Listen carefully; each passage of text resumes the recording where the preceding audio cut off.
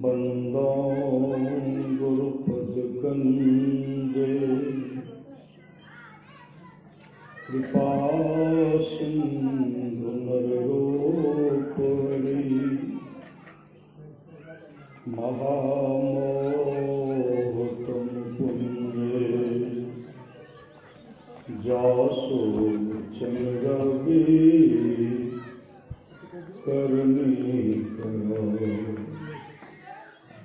धन धन सतगुर सुखदाय महिमा कही न जाए जो कुछ कहो तुम्हारी कृपा मोते कछु न हो बसाए। अव्यक्त रूप में प्रातः स्मरणीय अनंत श्री विभूषित परम पूज्यपाद सद्गुरु महाराज के चरणों में कोटि कोटि नमन।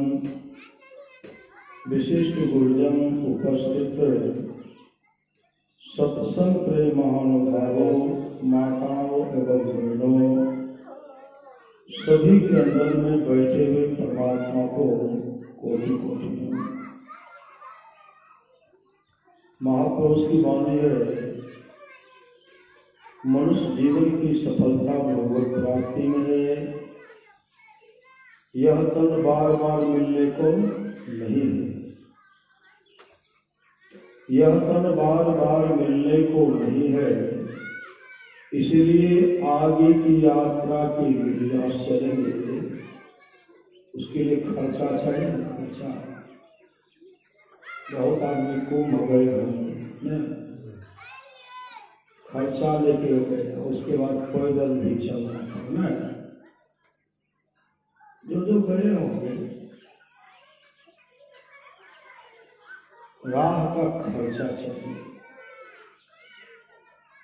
आगे की यात्रा के लिए अभी से भगवत भजन रूपी धन को संग्रह करो।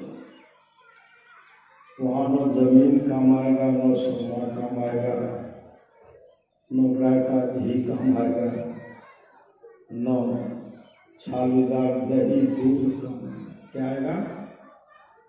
आपके अंदर में जो भक्ति है, भक्ति आपके अंदर में जो भक्ति है, सेवा है, सत्संग है, सद्गुण है, शीलता है, वही काम है। सजन रे झूठ मत बोलो, खुदा के पास जाना है। सजन रे झूठ मत बोलो, खुदा के पास जाना है। न हाथी है न घोड़ा है, वहां पैदल ही जाना। पैदल पैदल कैसे जाएंगे? नजदीक थोड़े है, 25 कोस तो किसी तरह भूल गए ना। पाँव दुखता होगा, एक दुखता होगा ना। अगर आपके जीवन में पुण्य है, शुभ काम है, तो आपके लिए विमान आएगा। आपके जीवन में पुण्य नहीं है, दान पुण्य नहीं है, सत्संग भजन नहीं है, शुभ काम नहीं है, तो आपके लिए जम आएगा। जम क्या करेंगे? जमपुर से अले राम जमपुर के सिपहिया हो, और चोली चोली पकड़े हो गवार, हाथ में हथकड़िया लगावे, कमर में रसरिया हो, आगो पीछो जम लेने जाए। केते कैलो दान पुण्य, केते कैलो भजनिया हो। कितना दान पुण्य किए, कितना गिलास पानी प्यासे को पिलाए, सास ससुर को, माता पिता को, पति को कब कब पानी, कब कब भोजन कराए श्रद्धा से। अगर श्रद्धा से कराए तब तो ठीक है। है तो सब कोई करव हम ही, मथो धुनते नाको धुनते ने आटा सानेंगे आंख से नौर गिरेगा, और नाक से क्या गिरेगा? गाय का घी कि भैंस का घी? वही गिरा, सान करके सबको खिला दी। मतलब वहां अश्रद्धा है नहीं। श्रद्धा से सूखी रोटी, गीली साग और दूध मिलने तो बड़का भाग। केते केला दाने पुण्य, केते केला भजनिया हो, केते दिहलो साधु संग हो लगाए। कितना दान, कितना पुण्य, कितना साधु महात्मा है। केते दलो साधु संग हो लगाए। तो पकड़ाते हैं जम, किनको पकड़ते हैं? जम पकड़ता है कंजूसनी को, कंजूस को, कंजूस को और कंजूसनी को। तो पूछते हैं तो कंजूसनी क्या कहते हैं? ना ही के लिए दाने पुण्य, ना ही के लिए भजनिया हो, ना ही दिलिए साधु संग हो लगाए। नहीं राम माई बाप दिल के गहनवा हो, जाई बिरिया लेल के उतर। मतलब अभी तक जो हमारे परिवार से अच्छे घर में, गरीब घर में,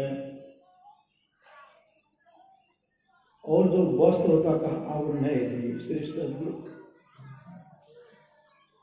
कल एक जगह सत्संग हो रहा था, एक बाबा चर्चा कर रहे थे कि मकान बना, सुंदर मकान बना, सजाया।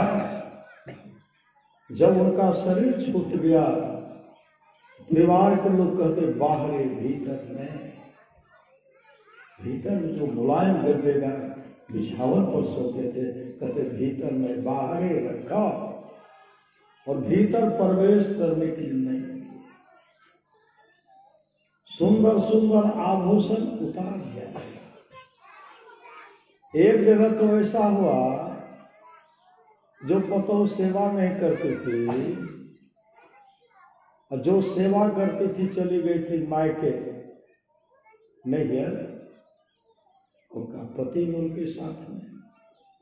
और जब बूढ़ी माई का शरीर छूटा, जो सेवा नहीं करती थी, समय पर सोच कर पहनने, भोजन में हमारा लिए की कैला, और जमीन पलट के पलट ककरा ले? श्री सदगुरु किसके लिए जमीन जो खरीद कर रखे, मकान बना कर रखे, किसके लिए? कौन कौन बाबा के हिस्सा है? तो में या गौ तो सब और ककरो हिस्सा है तो किसी का? उसी माँ, जिस माँ ने अपने कोख से जिस पुत्र को जन्म दिए, उसी का बेटा हो, पोता हो, आने वाले पीढ़ी के लिए सब धरोहर के रूप में जमा करके रखे। यहाँ नाही के लिए दाने पुण्य, नाही के लिए भजनिया हो, नाही दिलिए साधु संग हो लगाए। नहीं राम माई बाप दिल के गहनमा हो, जाई बेरिया लेल के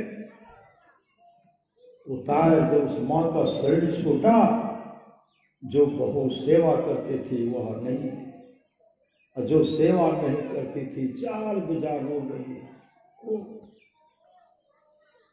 नहीं सेवा करना वही लेल काने रहे कि कते कते सोना रख के बताए देते हम लाइए तब। अब पोल खुल गया सुबह में, जो रो रही थी न, तब एकाएक आया कि नहीं अब जो है वो वहाँ से नहीं आ पाएंगे, कल 10 बजे पहुँचेंगे तो 2 बजे दाह संस्कार होगा। जो जार बेजार रो रही थी, रोना बंद कर दिया। सबके मन में नाम कते कानते तक कान ले, लेकिन वह अपने मुंह को, माथा को रगड़ते थे, नाक पर रगड़ रहे थे, खूब रगड़े। तो अंतिम में चुप कायल हेते 2 बजे दाह संस्कार, रोना बंद कर दिए, घर गए। लोग सब करके कते काम ले देखे छो, ई सेवा नहीं करके ते काने, ते काने। सुबह जब हुआ 10 बजे, वो बड़ी तो आई बेटा जैसे वह गई अपने सास को प्रणाम करने के लिए, सास के शरीर पे को जब तो पूरा भरा हुआ था। ऐसा जिस अंग पर आभूषण चाहिए, हर अंग में उनको आभूषण था। कान, गला, नाक, अंगूठी, जो था सब खोल कर उतारने। नाक पर जो ठोप पहने थे ना, नाक से पता चला इसको ब्लेड से चीर करके वो ठोप को निकाल लिए थे, निकाल लिए। तब वह पतोह देखती है माँ के शरीर पर अपना पति, माँ के शरीर पे को जबर नहीं छे, नाक के छे नौकर ब्लेड से चीर कर निकालना छे। उनके पतिदेव कहते नहीं बोलना है, नहीं बोलना, जिसने क्या गलती वो जाने, नहीं बोलना है। तब तो धराधर के जैसे आए सब आगे गाँव के, जैसे आए तो देखते हैं सब कहे छे सामत गोरों में रहे आभूषण, पाँव में रहे, हाथ में रहे, कान में रहे, गला में रहे, नाक में रहे, एको गो कहाँ छे। धीरे धीरे पुल खुल गया के कान जे रहे उतारबे केना, मौका मिल गया उतार लेके क्या लेके गए, वो माँ बराबर सत्संग कराते थे। अरे संसार का आभूषण आपने उतार लिया है, लेकिन एक आभूषण सत्संग रूपी आभूषण से वह माँ सज करके चले गए, और उस माँ की अच्छी गति हुई, उस माँ की अच्छी गति। और जिस माँ के लिए हम सत्संग कर रहे हैं, गुरु का घर बनाइए, माँ सब बाल बच्चे को मेल से रखे, सजा करके बेटा मेल से रहे, नहीं हमरा है ही नहीं चुपला तो हूँ लाला एगो है, उसको भी दे दिए और दूसरे को भी दे दिए, तीसरे को भी दे न दिए। तीनों बेटा है ना, क्या बेटा चाहिए? तीन चले, तीनों तिरदेव श्री सतगुरु तीनों को दिए। अपना को बेटा भी विचार करते हमारा माँ इधर के, पुत्र वो कहते हमरो माँ करते, सबको आशीर्वाद दिए श्री सतगुरु, सबको आशीर्वाद दिए। उस आशीर्वाद के चलते सभी बाल बच्चे जो है सब आनंद से आनंदमय अपना जीवन बिता रहे हैं। लेकिन ओ माँ जो भी था सबको बांट करके दे दिए, लेकिन अपने लिए क्या ले गए? अपने लिए क्या ले गए? संत कबीर साहब की वाणी है, कबीर सोई धन संचिए जो आगे का हो, माथ चढ़ाई गांठरी जातन देखा, कोई करिए नित सत्संग को बाधा सकल मिटा, यह अवसर फिर ना मिले दुर्लभ नर्तन। आप लोग जानते होंगे, महाभारत को रख करके पढ़िए, भगवान श्री माँ पार्वती जिसे कहते हैं पार्वती गिरजा, जो मंदिर के लिए भूमि दान करते, भूमि दान करते, भूमि दान मंदिर के लिए करते हैं, और जो जो मंदिर को सजाते हैं बनाते हैं, जिनके द्वारा मंदिर का भव्य निर्माण होता है, चाहे अपना पैसा लगाए या सबसे सहयोग लेकर के मंदिर को सजावे, वो अपना पुण्य अर्जित कर रहे हैं। सबसे लेकर के सबसे मांगे, मांगे सब दिए, तो सबका पुण्य। ये मांगने में लज्जा नहीं है। किन के लिए मांगे? परमार्थ के लिए मांगे। हम मंदिर बना रहे छिए, हमारा मंदिर में दिया, लोग दिए तो दिए तब मंदिर बना, तो उनके लिए पुण्य बन गया, और जो मांगे उनका भी पुण्य हो गया, उनको भी मिल गया। मतलब दोनों हाथ लड्डू। अभी सुनते थे ना, उत्साह के साथ जो सत्संग करते हैं, ईश्वर भजन करते हैं, उनको खाना दाना और कपड़ा की कभी कमी नहीं होगी, कभी कमी नहीं होगी। उनके पास क्या है, उनके लिए कोई अंदाजा नहीं लगा सकते क्या है। श्री सद्गुरु, चाहे पैसा का अभाव हो, धन का अभाव हो, लेकिन लोगों की नजर में वो एकरा तो बहुत छै हो श्री सदगुरु, एकरा कते छै हो कहना मुश्किल छै। लोग के नजर में धनी, कौन लोग के नजर में धनी बनाए? कौन बनाए? आपने सत्संग, आप सत्संग का प्रचार प्रसार कर रहे हैं, ईश्वर का गुणगान कर रहे हैं, गुरु का गुणगान कर रहे हैं, आपके मान प्रतिष्ठा को बढ़ाने वाले विराजमान है श्री सदगुरु। ईश्वर भजन करते रहिए।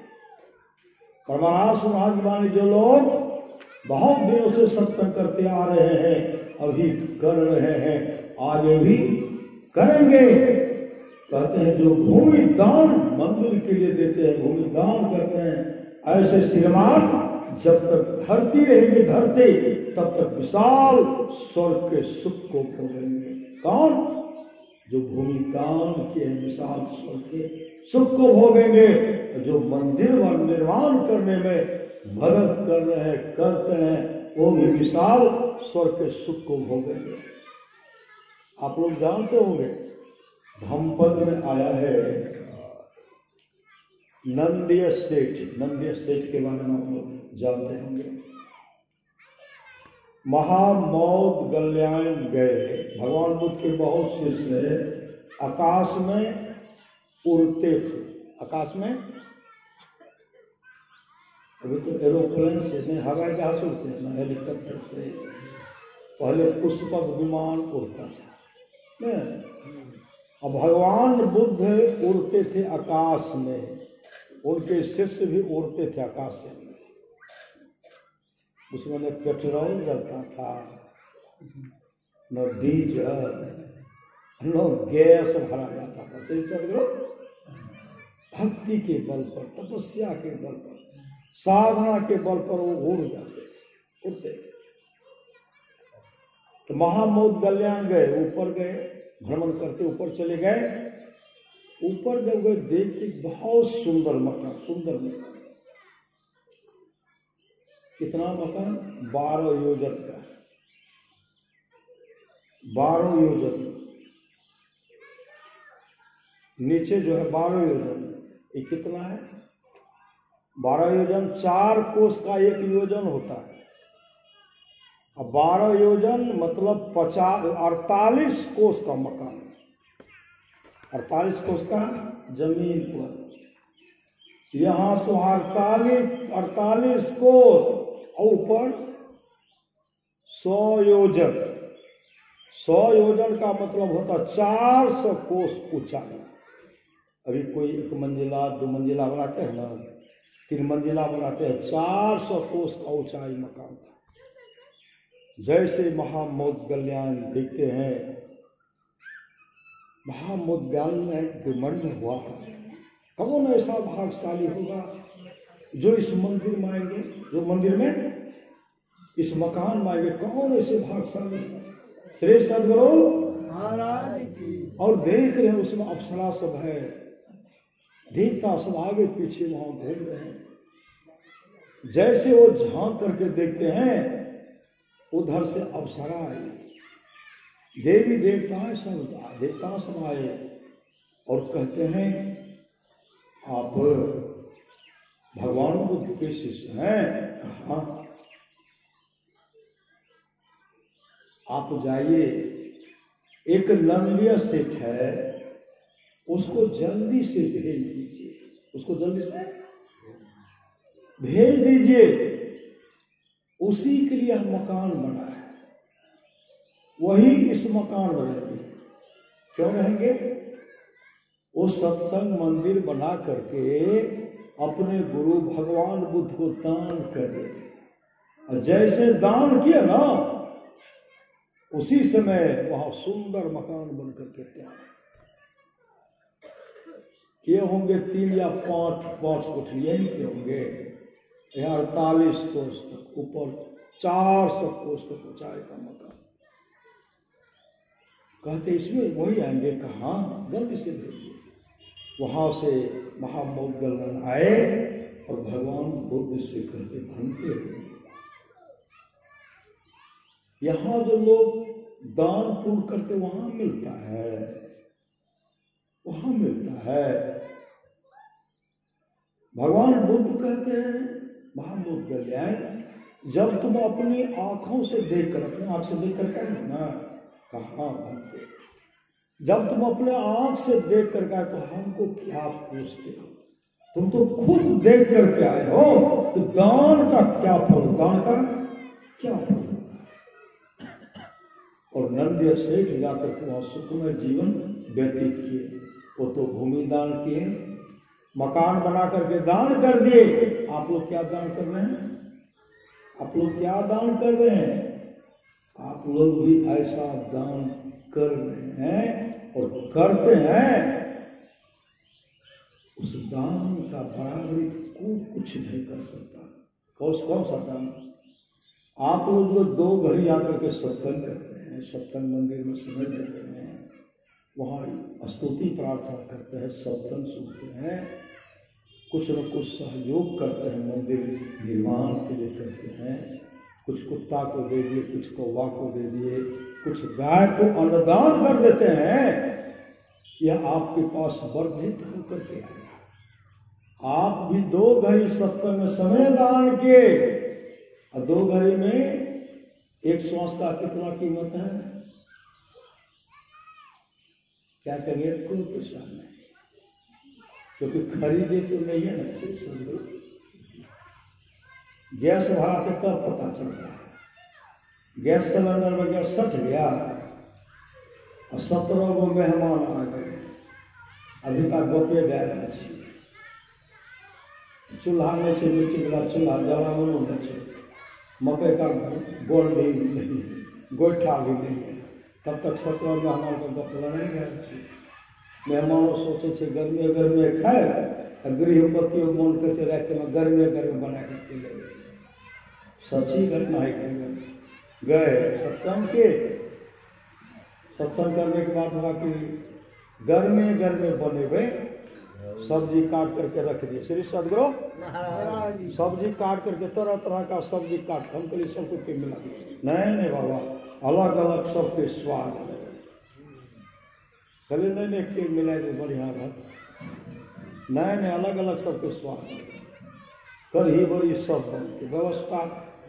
तब तक गप चल रहा है, उसमें हम भी थे, सत्संग के थे, और उनका सगे संबंधी आए थे सुनने के लिए। गप करते करते बज गया 10:30 और शहर की बात है। श्री सदगुरु 10:30 बजे आरती किए। तब कहते बाबा जैसे गर्मी गर्मी बना दे, कहीं ठीक से बनवो। जैसे शुरू किए तो श्री सदगुरु जैसे सब मसाला सब सब्जी को जमा किए और जैसे गैस में लगाते हैं, गैस से नहीं है। श्री सदगुरु गैस से नहीं है। दिन में बने लिए अभी नहीं छे, दिन में बने लिए अभी नहीं छे। अब जला खोल रहे, गैस लेगा तब नहीं भूलेगा। अब कहते से लोग पैसा दुकानों बंद। श्री सदगुरु तो गैस नहीं भरेगा। सब मिल करके की खाई देते, जिन लिखो रहते वहाँ खाई देते। दाने दाने में लिखा खाने वाले का ना, तो मुरही सब खाए। मुरही ना, मुरही मरते एक खाए तो गैस रहेगा तब न बनेगा। वहां गैस नहीं था तो व्यंजन काटा रह गया, लेकिन बना नहीं। आप लोग जो समय दान किए, इसमें जो 100 रुपये पूंजी श्वास जो ले रहे हैं, उसी श्वास में से लाए। जब तक यह शरीर किनके अधीन है? यह शरीर जो है काल के अधीन है। कह रहे कि मेरा पुत्र है, मेरी पत्नी है, मेरे पतिदेव हैं, मेरे सास हैं, मेरे ससुर हैं, मेरे भाई हैं, ये तमाम सगे संबंधी कहते मेरा है, मेरा मेरा तो कहते हैं। जब समय आता है तो आपका नहीं, वो तो काल के अधीन हो गए। काल लेकर उसको चले जाते हैं। बचा शरीर ठर बचा, उससे गप कीजिए, गप होगा। उसकी व्यवस्था में रहेंगे, जल्दी से निकालो। 1-2 दिन हो गया, निकालो जल्दी से। सब बच्चा लोग पता तक बच्चे में देखते थे, और निकाला बच्चा सब ढाठल से, मतलब हाँ बच्चा सब ढाठल से निकाल देते घर में। कहत सवेरे काटो, भूत होए घर कहीं, जादे मन पंछी उड़ गई है।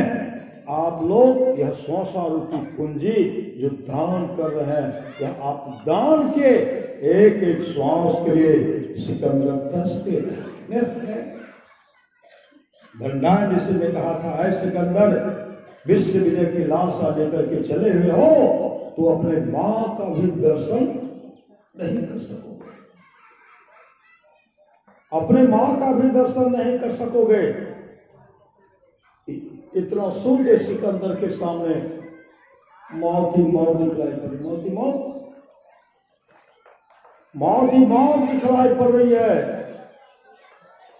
आगे निकलते हैं, रास्ते में बीमार पड़ गए।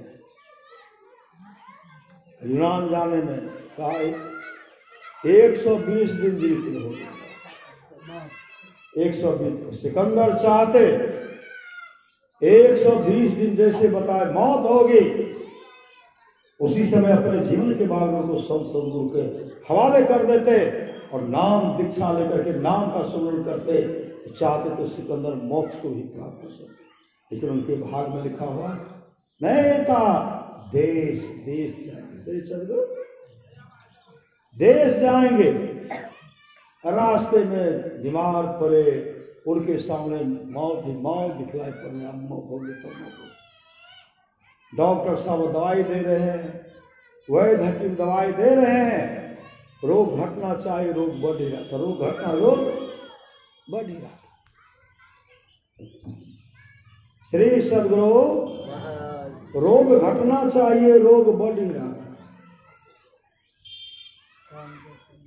कहते मुझे किसी तरह, आवाज बढ़ाइयो, श्री सदगुरु मुझे किसी तरह बचा लो, बेसी छूछाल नहीं करिए। श्री सदगुरु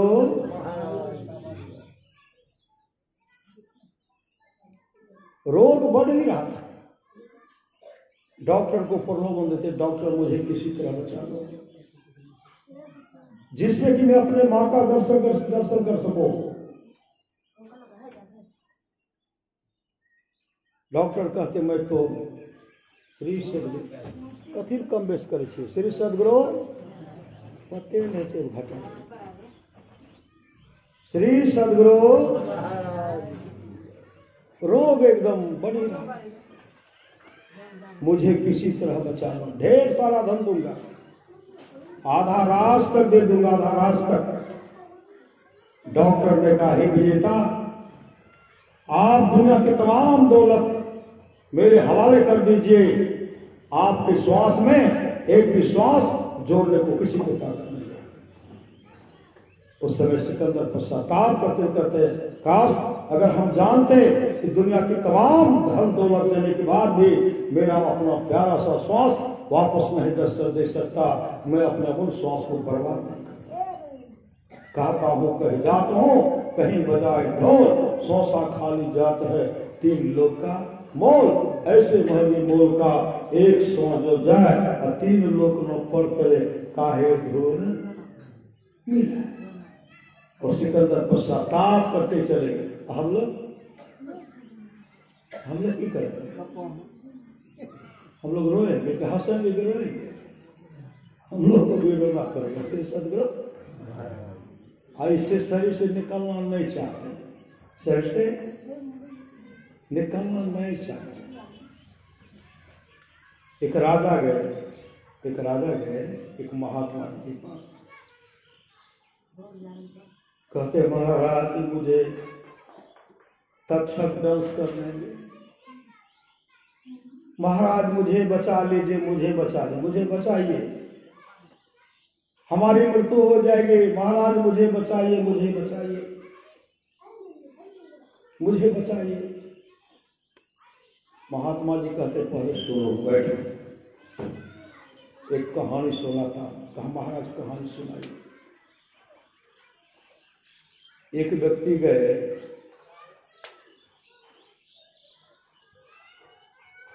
जो बहेलिया हत्या करता नहीं करता है, बहेलिया का रूप है, रूप बहेलिया।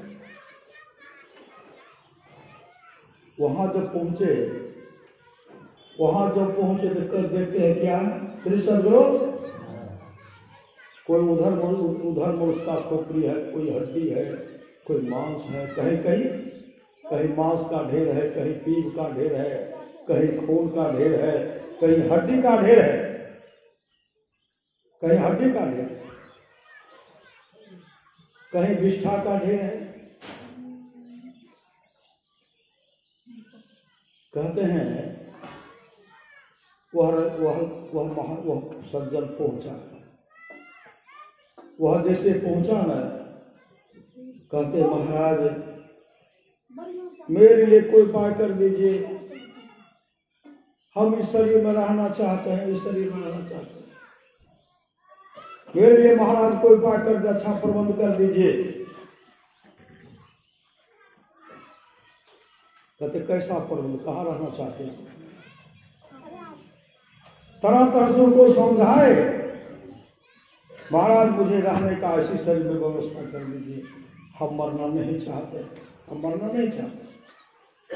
कहानी कहते कहते का एक महात्मा ने एक राजा को कहा, एक मनुष्य को कहा, आप चले जाओ भगवान के धाम। कहाँ चले जाओ?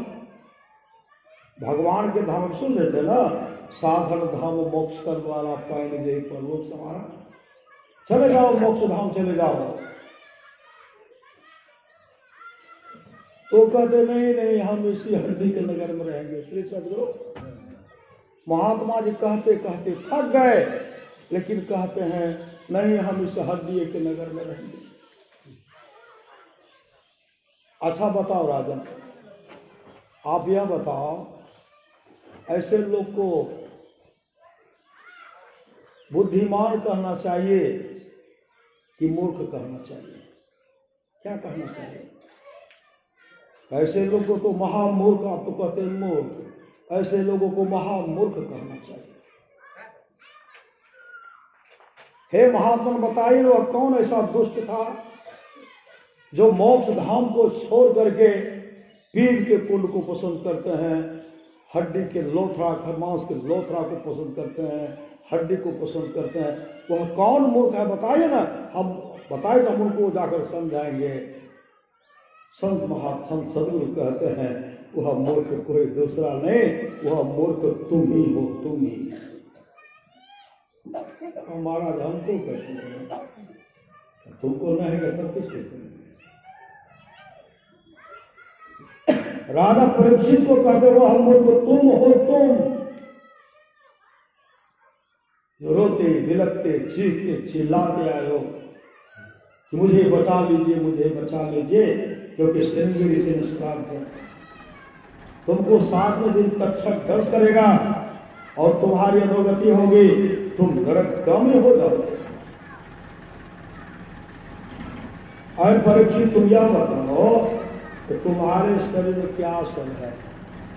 काजू है कि किशमिश है, रस कदम है कि कच्चा पक्का है कि छेना है कि मरती मलाई? क्या है? मलाई क्या है? छेना है कि फेना है, सोना है कि चांदी है, हीरा है कि जवाहरात? क्या बताओ चलिए। जा शरीर माही तू अनेक सुख मानी रहियो, ताहि तू विचारिया में कौन बात भली है। वेद बजा मांस रग रग में रक्त भरियो, पेट हूँ पिटार से में ठोर ठोर मली है। हारण सो भरियो मुख, हारण सो नैन नाक, हाथ पांव सो हारण की नली है। सुंदर कहते याही जनी देख, भूलो कोई भीतर भगान भरी ऊपर तो कली है। यह देख कर मत भूलना, बाहर की सफाई पर वर्ग सोने की लगी है, गोबर की मिठाई। वह मूर्ख राजा तुम हो, तुम जो यह मल मूत्र के कुंड में हड्डी के नगर में मांस की लौथा को पसंद करते हो और इस शरीर में जीवित रहने की इच्छा करते हो। अरे राजन, अपने जीवन को सफल सार्थक करो। कहा महाराज मेरे सामने तो मौत ही मौत दिखलाई पड़ रही है। कहा उपाय कर न लो, अभी बहुत समय है। कहा महाराज 7 दिन कोई समय है? कहा राजन, अरे आपको तो 7 दिन का समय है। आप जानते होंगे राजा राजा खरवांग का दोस्त था जमराज। राजा खरवांग चले गए कहां? जमराज के पास। और जमराज के पास गए तो जमराज उनका हंसकर स्वागत किए, बैठाए, हंसकर स्वागत के उनका सम्मान किए। गपशप कर रहे हैं और गपशप के दरमियान में क्या कहते हैं? जमराज कहते दोस्त कहाँ आना हुआ? पहले तो आप नहीं आते थे, आज आए हो। तो दोनों दोस्त थे। राजा खरवांग कहते दोस्त, एक न एक दिन हमारी मृत्यु होगी, आप जाओगे, नहीं तो आपका दूत जमदूत जाएगा। हम आपसे पहले मिलने के लिए आ गए। हमारी जब मृत्यु होगी ना, कई वर्ष पहले हमको खबर कर दीजिएगा, चेता दीजिएगा दोस्त, अमुक समय में आपकी मृत्यु होगी, अब चेत जाओ। वही हम पहले मिलने से मिलने के लिए आए हैं। और अगर पहले बता दीजिएगा ना, हम भक्ति भाव भजन करेंगे, अपने मानव जीवन को सफल सार्थक कर लेंगे। इतना कहने के बाद जमराज हंसने लगे, मुस्कुराते हुए कहते दोस्त, आप तो कहते हो कई वर्ष पहले हमको खबर कर दीजिएगा। है दोस्त, आपकी आयु मात्र 2 घड़ी शेष है, 2 घड़ी। कई वर्ष बोल रहे, 2 घड़ी शेष है। और 2 घड़ी में आप जो करना चाहते हो वही करो। 2 घड़ी में जो करना चाहते हो, भक्ति करना चाहते हो भक्ति कर लो, मोक्ष प्राप्त करना चाहते तो मोक्ष प्राप्त कर लो, नहीं तो नरक में तो दुर्गति होगी ही। जब कहते हो कि भक्ति कर लेंगे तो करना है तो कर लो। श्री सद्गुरु, करना है तो कर लो। इतना सुनने के बाद राजा खरवांग घबराए नहीं। जमराज के पास बैठ करके 2 घड़ी तक सत्संग, जो सत्संग लोग बैठे हुए हैं, जिस सत्संग के बारे में भगवान श्री राम ने कहा, भगति सुतंत्र सकल सुख खानी, बिनु सत्संगनो पावे प्राणी। भक्ति का मतलब होता सेवा। सत्संग 2 घड़ी में, 2 घड़ी बैठकर सत्संग किए। और सत्संग करते करते, सुनते सुनते राजा परीक्षित को समाधि लग गई। समाधि कहाँ चले गए? परमाराष्ट्र महाराज की मानिए, घटतम प्रकाश शब्द पर त्रय, जीव पर है छा रहे, कर दृष्टि अर्जुन योग साधन ये हटाना चाहिए। इनके हटे माया हटेगी, प्रभु से होगी एकता, फिर द्वैतता नहीं कुछ रहेगी। अस्मरण दृढ़ चाहिए, पाखंड और अहंकार तजे, निष्कपट हो और दीन हो, सब कुछ समर्पण कर गुरु की सेवा करनी चाहिए। सत्संग नित ध्यान नित रहिए, कर संलग्न हो, व्यभिचार चोरी नशा हिंसा झूठ तजना चाहिए। सब संत व सिद्धांत सब संत दृढ़ है कर दिए, इन अमल फिर सिद्धांत को दृढ़ याद रखना चाहिए। यह सार है सिद्धांत सबका, सतगुरु को सेवना, में ही न हो कुछ यही बिना, गुरु सेव करनी चाहिए। 2 घड़ी सत्संग सुनते सुनते राजा खरवांग को समाधि लग गई। वो मोक्ष धाम को चलिए, मोक्ष धाम। आपको तो 7 दिन का समय, आप घबराते क्यों? कहा गुरुदेव जल्दी से उपाय कीजिए। भागवत कथा प्रारंभ के 7वें दिन तक सत्संग चला। तक्षक समय पर डांस करते, तक्षक के डांस करने से पहले ही उस शरीर से जीवात्मा निकल गई, निकल करके बैकुंठ धाम को चले गए। ठट्ठर बचा हुआ है, तक्षक ठट्ठर को डांस करते हैं, जैसे तक्षक ठट्ठर को डांस करते हैं। श्रीमद् भागवत महापुराण को पढ़िए, जैसे तक्षक डांस करते हैं, शरीर धुआं के रूप में राख के रूप में उड़ गया।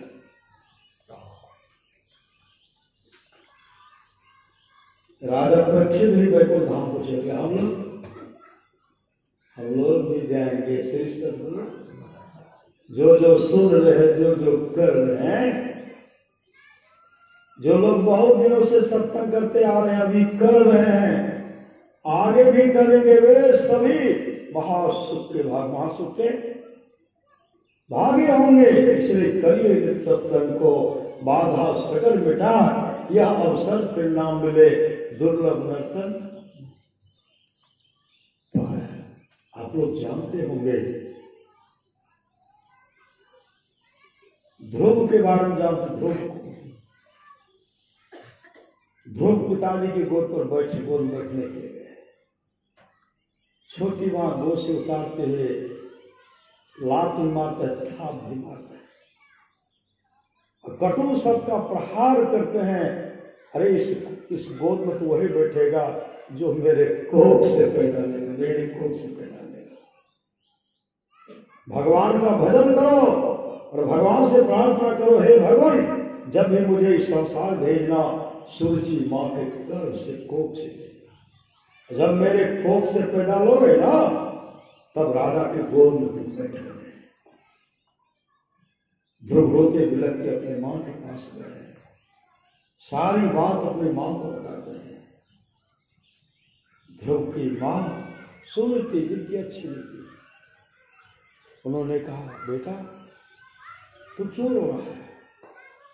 अरे छोटी माँ ने सही कहा, और इस नकली पिता के गोद में बैठने के लिए क्यों लड़ाई हो रहे हो?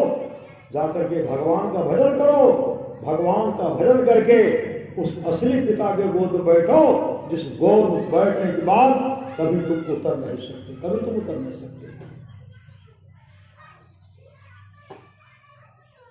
ध्रुव निकल गए, मां का उपदेश आशीर्वाद मिला, जंगल चले गए। पूरे शरीर में आभूषण है, बदमाश उनके शरीर का आभूषण उतार लेते हैं। उसे मां लक्ष्मी कहने लगी, प्रभु देखिए मेरे पुत्र के शरीर पर जो आभूषण था, बदमाश सब उतार दिए। भगवान विष्णु की कृपा हुई, उनका सारा आभूषण वापस किया गया। श्री सद्गुरु तरह तरह से बाघ आते उनको खाने के, सिंह आते खाने के लिए। उसी समय मां लक्ष्मी मां पार्वती के पास गई, बहन मेरे पुत्र ध्रुव को देखो, बाघ खाने के लिए आ रहा है, मेरे पुत्र का रक्षा कर दो, मेरे पुत्र का रक्षा कर दो। उसी से मां पार्वती, एक तो छोटा बाघ था, ये विशाल बाघ बन गए। छोटा बाघ जैसे देखे दो पूंछ हिला करके भाग गए। अरे जिनके रक्षक केशव, जिनके रक्षा करने वाले परमात्मा है, तिनको कौन अंदेशो। इतनी श्रद्धा से वो आगे बढ़ रहे हैं। देवर्षि नारद विष्णु लोक में एकदम डगमगाने लगा, विष्णु लोक डगमगा रहा है। ऐसे डगमग कर रहे हैं।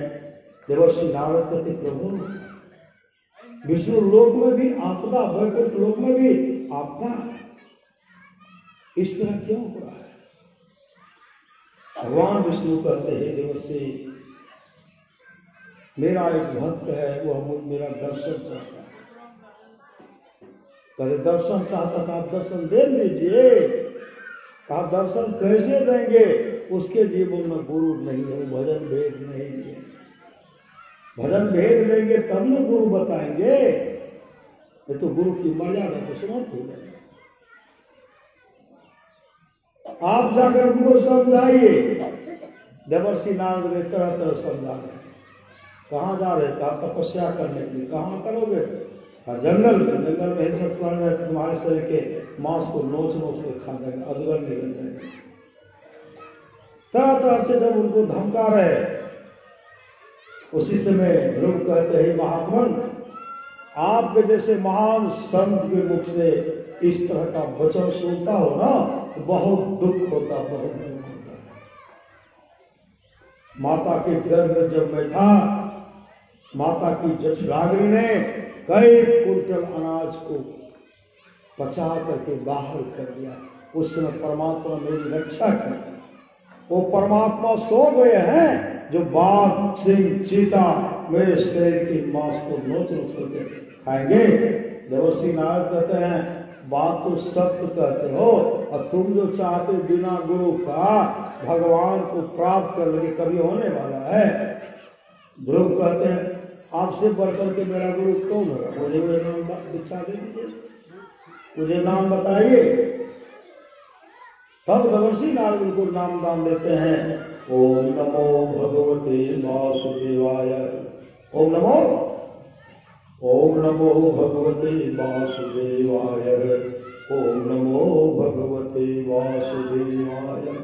यह मंत्र सुमरन के मंत्र सुमरन करते करते ध्रुव के अंदर में सिद्धाव हो गई, दृष्टि खुल गई, प्रकाश का दर्शन हुआ। सब के सहारे वो मोक्ष धाम के अधिकारी हो गए। विशाल राज के सुख को भोगे। विशाल कई हजार वर्षों तक विशाल राज के सुख को भोगे। और जब अंतिम आया उनको लेने के लिए, भगवान के पार्षद आए लेने के लिए, कहते आप चलिए। कहाँ कहाँ? कहा आप उस धाम को चलिए, उस ध्रुव पद को प्राप्त कीजिए जहाँ से कोई लौटता नहीं है।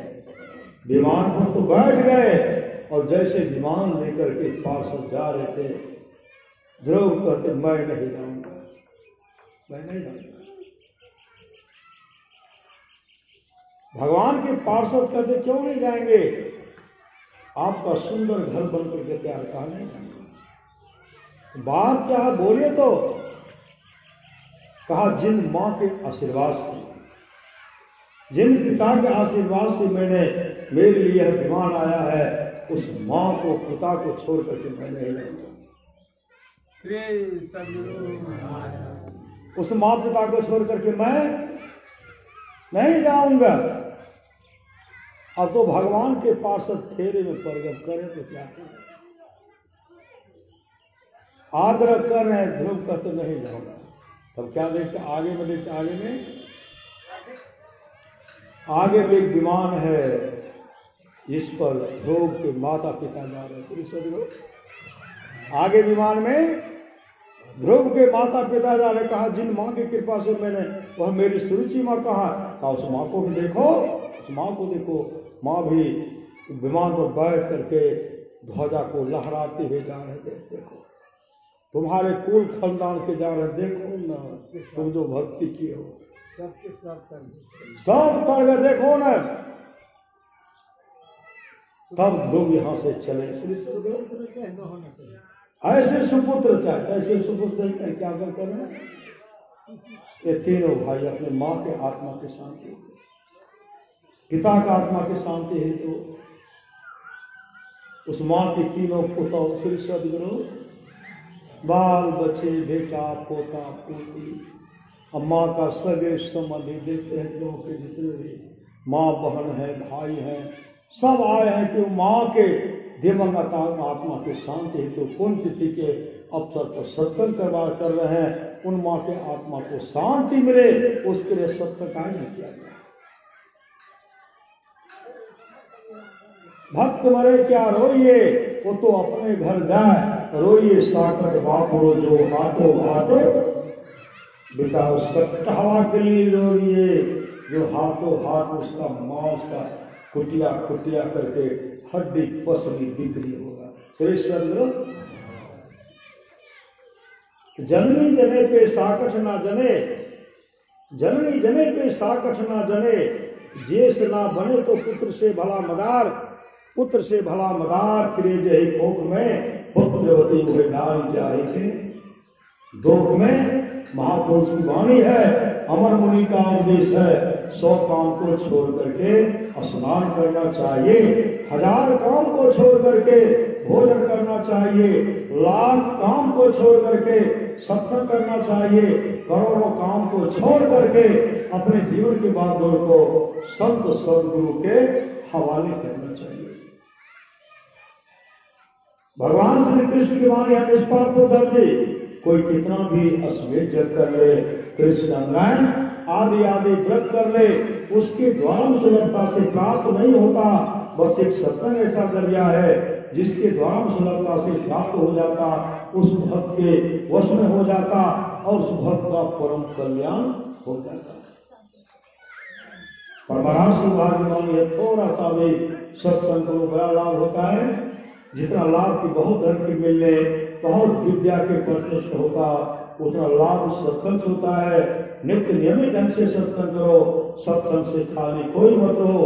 अभी अमृत की वर्षा हुई, अध्यात्म ग्रंथ का सार सार ज्ञान कह दिया, जिसको याद रहा उसको अमृत मिला, जिसको याद नहीं रहा उसने अमृत को खो दिया। पुनः साधु महाराज कहते हैं, जो लोग बहुत दिनों से सत्संग करते आ रहे हैं, अभी कर रहे हैं, आगे भी करेंगे, वे सभी महासुख के भागी होंगे। अभी सुन रहे थे जीवन मुक्त ब्रह्म पर चरित्र सुन रहे थे ज्ञान, जे हरि कथा न कर ही रहते तीन के ही है पाषाण, बड़े भाग मानुष तन पावा, सुर दुर्लभ सब ग्रंथ गावा, साधन धाम मोक्ष कर द्वारा, पाइन जही पर रोग समारा, सो परत्र दुख पावई, सिर धुनि धुनि पछताए, काले कर्मेश्वर ही मिथ्या दोष लगा। परलोक में सिर धुनेंगे पछताएंगे कौन?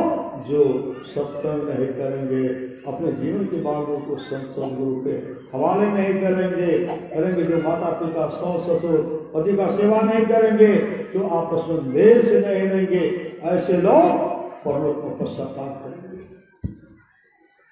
यही कर फल विषय न भाई, स्वर्गो स्वर्ग अंत दुखदायी, नरतम पाय विषय मर देहि, अपलट सुधार दे सच विषय ले ही, नरतन भव पारिधि का बेरो, सन्मुख मरुत अनुग्रह मेरो, करण धार सदगुरु दृढ़ नावा, दुर्लभ साव सुलभ करी पावा, जोर उतरे भव सागर, नर समाज अस्पार, सुकृत निंदक मनमति, आत्म हनगति जाय, अच्छी गति हो उसके लिए सत्संग नित्य और ध्यान नित्य संलग्नता के साथ कीजिए, यही लोक परलोक दोनों मंगलमय होगा।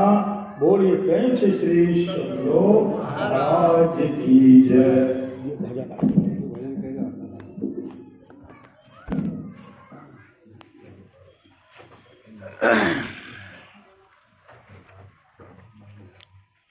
कखनी बोल बार हो सब चीज छोड़ के मकुल सुतले वाला वीडियो अंधेरा में बन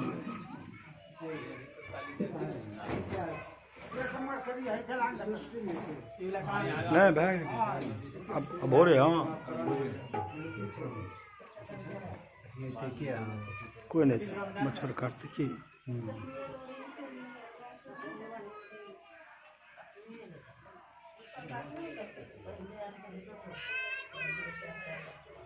Thank you.